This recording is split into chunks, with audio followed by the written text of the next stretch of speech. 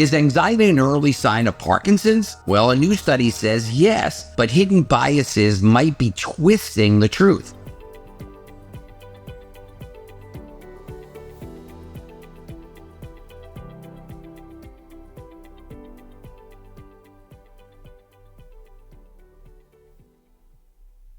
A recent study reveals that people over the age of 50 who develop anxiety are more than twice as likely to be diagnosed with Parkinson's disease compared to those without anxiety. This was the finding that was published in June 2024 in the British Journal of General Practice. And they did try to get rid of some of the risk factors that might skew the results of this, but the risk factors were for age and sex and a few other things.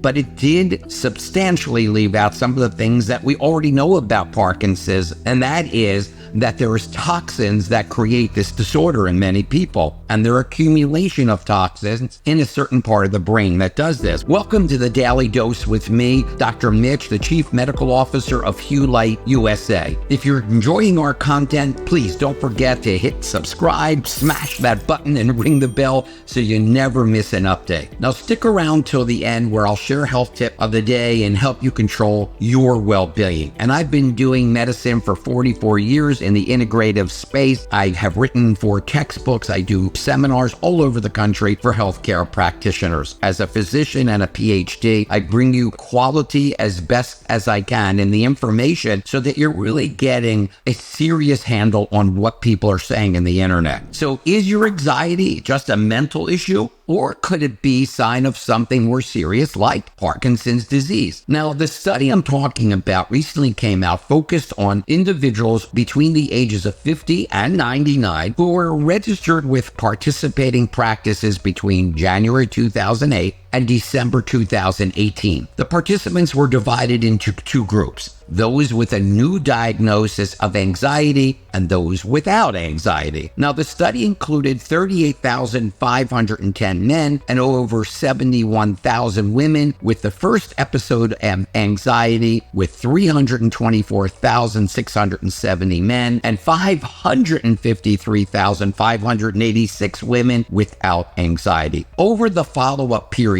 331 individuals in the anxiety group were diagnosed with Parkinson's, with a median time to diagnose of about 4.9 years. And you could say for all these people, that's the first thing that you should be looking at, 339. And is that really going to be overly significant in your head? Well, when a study like this accounts for the relevant confounding variables, or it doesn't, it can distort the truth and relationship between the exposure and the outcome being studied. I'll give you an example.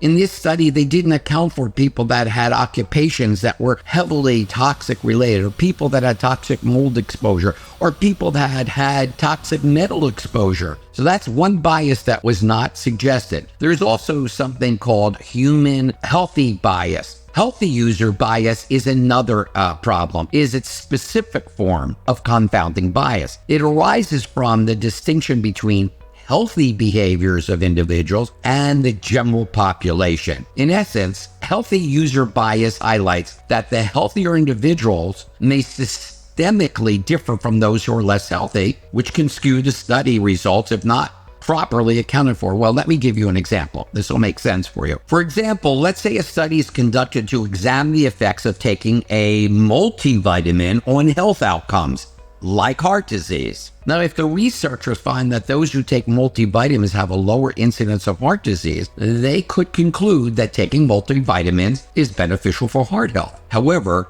if the study doesn't account for the fact that people who take multivitamins often lead a healthier lifestyles overall, like eating a balanced diet, exercising regularly, not smoking, and managing their stress, this would lead to what we call healthy user bias in that study. The lower incidence of heart disease may be due more to these healthier lifestyle choices rather than the multivitamin itself. So in this case, the association between multivitamin use and heart disease could be exaggerated because it does not consider the overall healthy behaviors of individuals taking the vitamins, leading to conclusions that maybe there is not causality, as we said. So here's the conclusion. Be very careful what's presented to you in a study. Even though it sounds like, oh my gosh, more anxiety, I'm after 50, my job's giving me a hard time, I'm anxious. Am I going to end up with Parkinson's? So even in this study with a very large population group, and you'd think large populations do decrease or make the study more accurate, it's true, but it still can be skewed easily based upon confounding biases and healthy user biases. So the health tip is simple. Do your research. Don't take things that are given to you in general. Statistical analysis and understanding is not easy. And the way it's presented is often presented for the presenter's bias and what they're trying to get or show. And it makes good news, it makes good reading, and it makes others on the internet go, yes, you can't be anxiety, and it may not necessarily be true. I hope this helped you understand where and how these biases can affect a study. Next time you read, think about it